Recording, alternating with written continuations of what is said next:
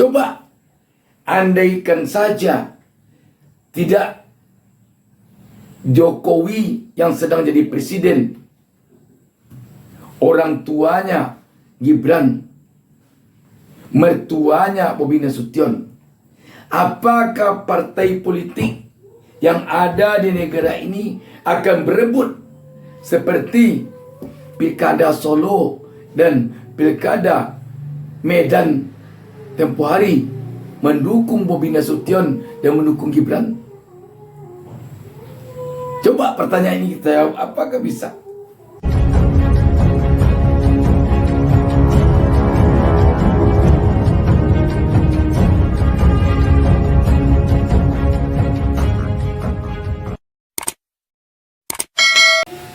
Assalamualaikum warahmatullahi wabarakatuh.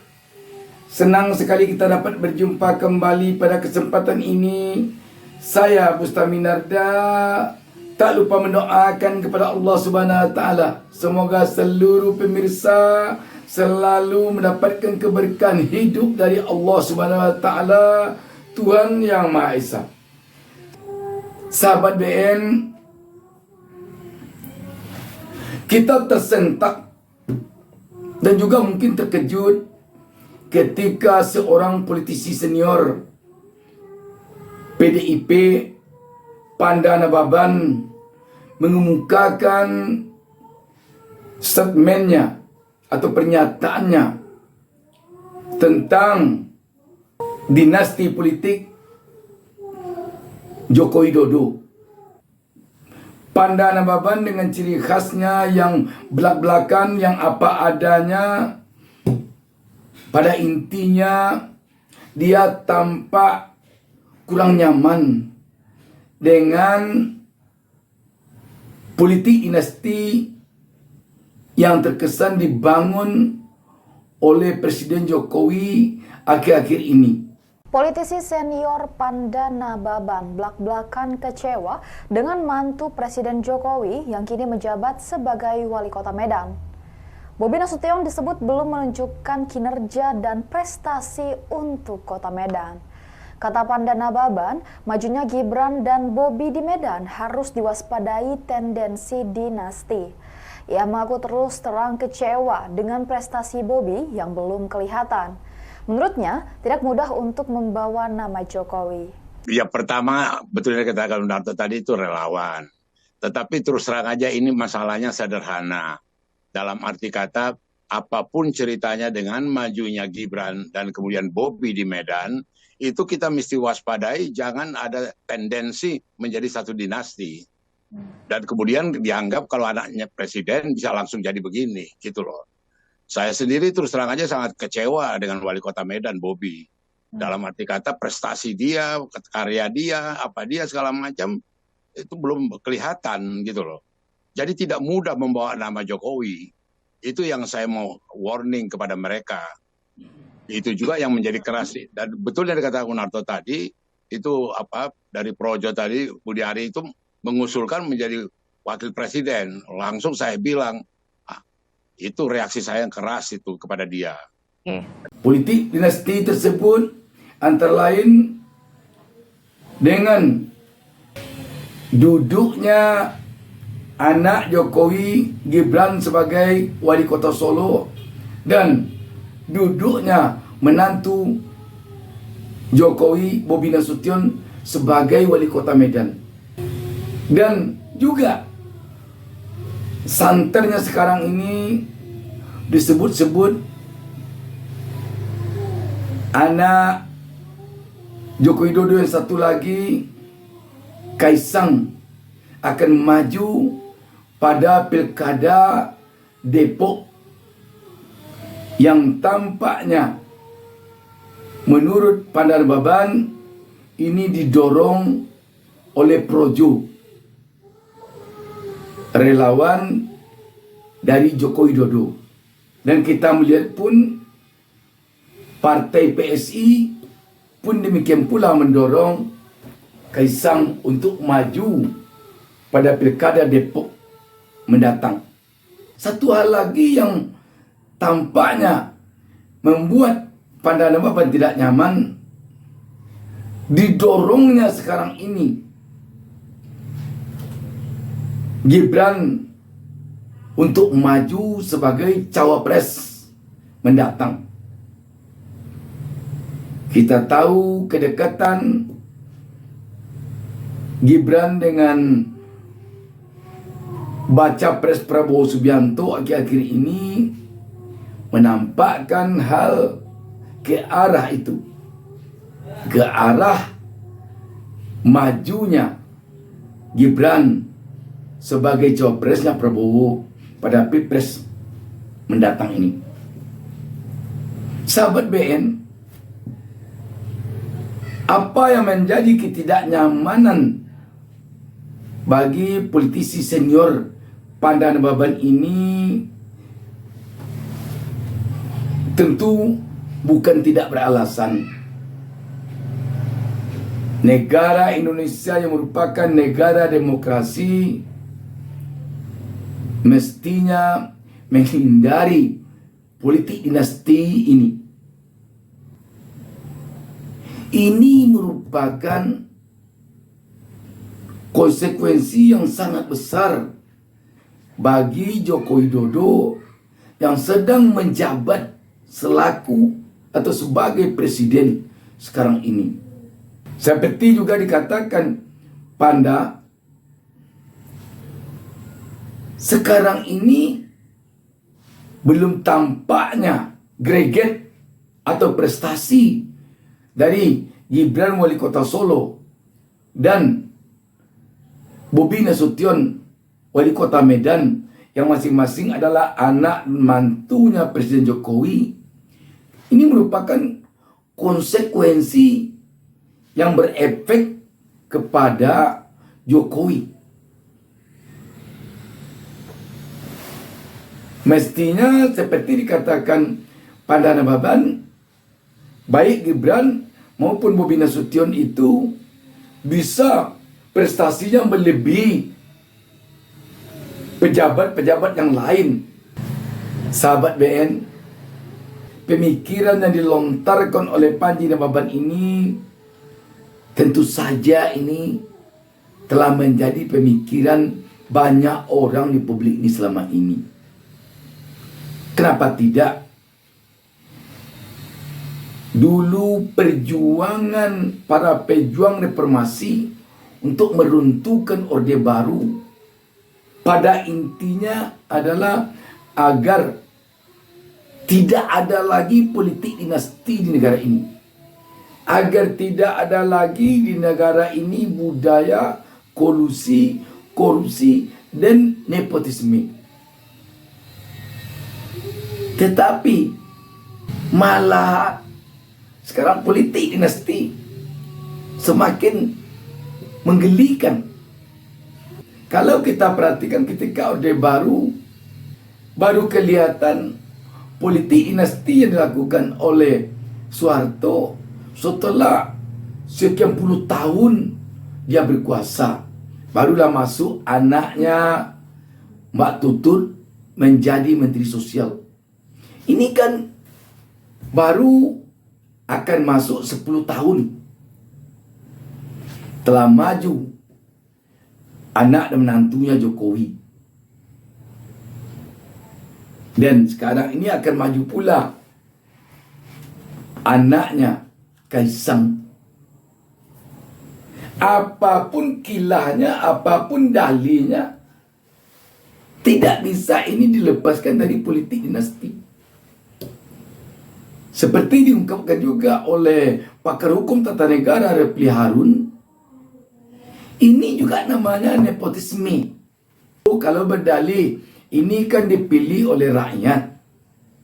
Semuanya dipilih oleh rakyat. Tapi ada dipilih oleh rakyat yang dikondisikan. Ada dipilih oleh rakyat betul-betul keinginan rakyat.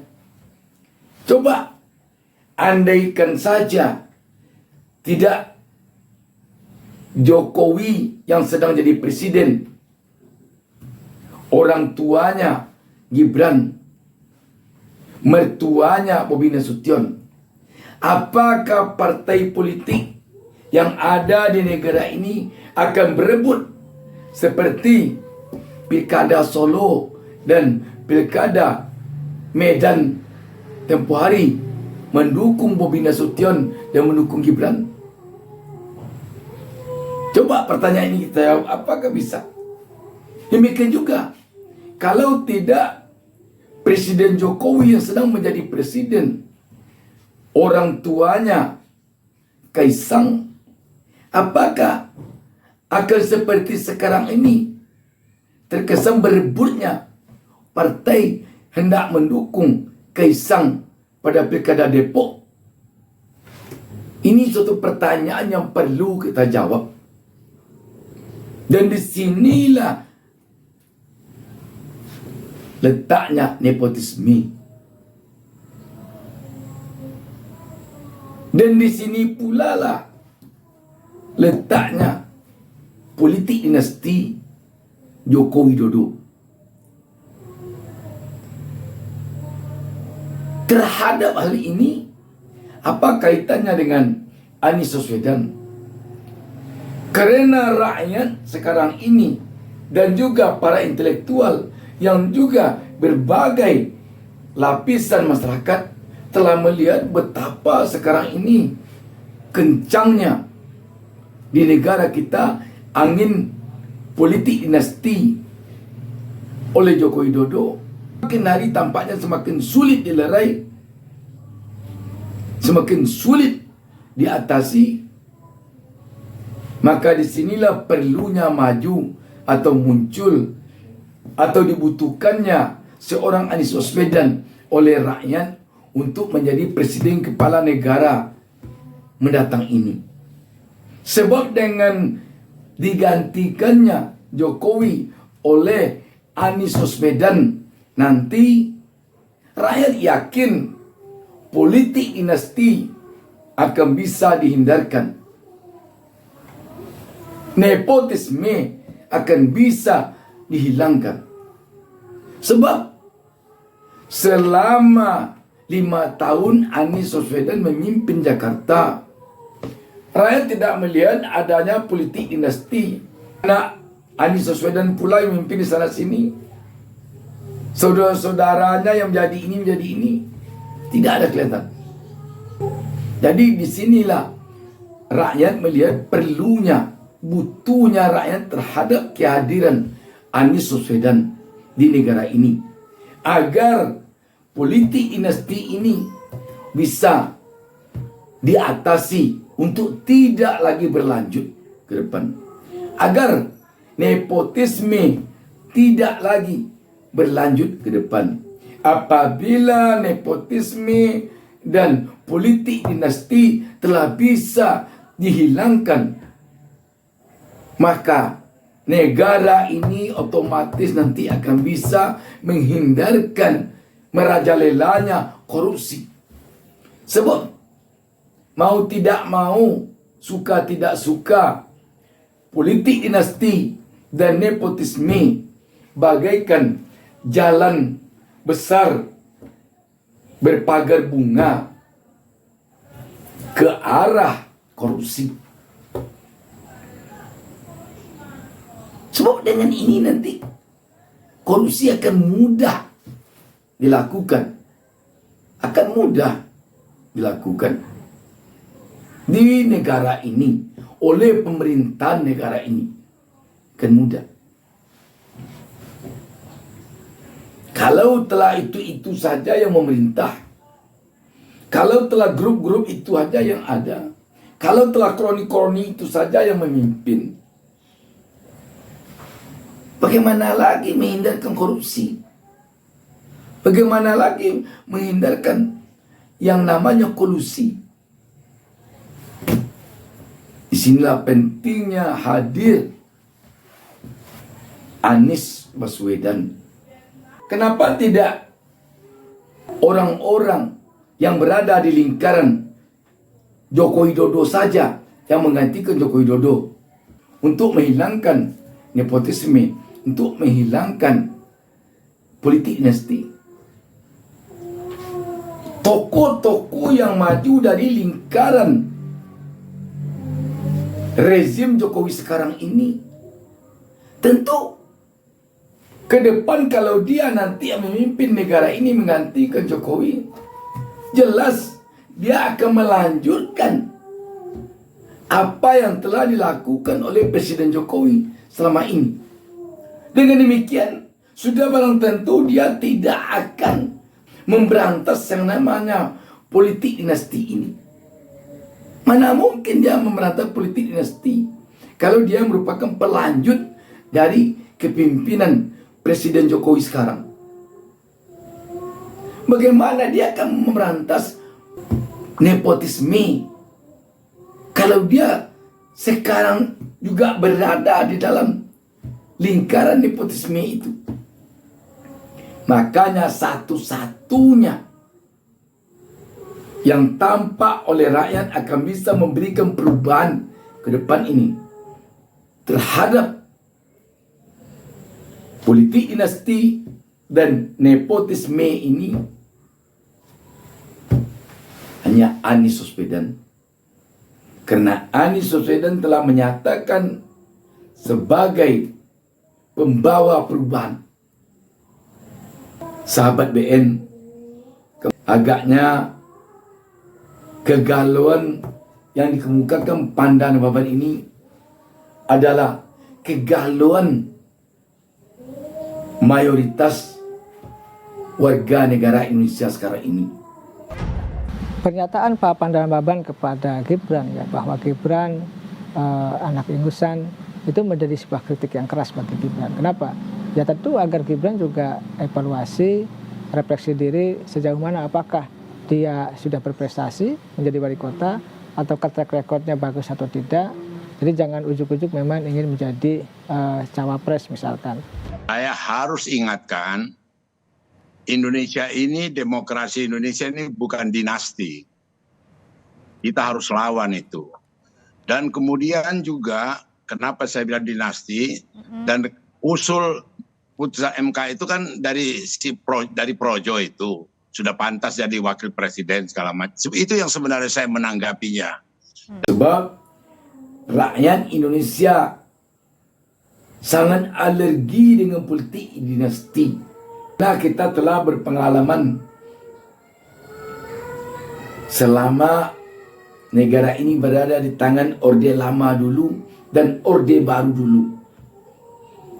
Waktu Orde Lama dan Orde Baru bukan politik dinasti dalam artian mendudukkan anak, menantu, karib, kerabat secara keseluruhan. Tetapi waktu Orde Lama yang tampak hanya masa jabatan seorang presiden kepala negara yang pada waktu itu seakan-akan tidak hendak ada akhirnya. Sehingga muncullah waktu itu keputusan presiden seumur hidup. Ketika Orde Baru juga demikian, presiden yang juga tidak hendak ada berganti selama-lamanya. Walaupun tidak disebut presiden seumur hidup, tetapi dari pemilihan ke pemilihan presiden tidak berganti dari Soeharto. Malah waktu itu ada pameo mengatakan pelana boleh berganti, yang kuda tetap itu-itu juga. Tetapi ditambah lagi waktu itu masuk nepotisme, karib, kerabat mulai masuk yang dinamakan dengan kroni-kroni Soeharto. Sahabat BN, sekarang Anies Baswedan dibutuhkan oleh rakyat Republik Indonesia untuk mengakhiri politik dinasti dan nepotisme di negara ini. Demikian, wassalamualaikum warahmatullahi wabarakatuh. Jangan lupa subscribe. Jangan lupa subscribe.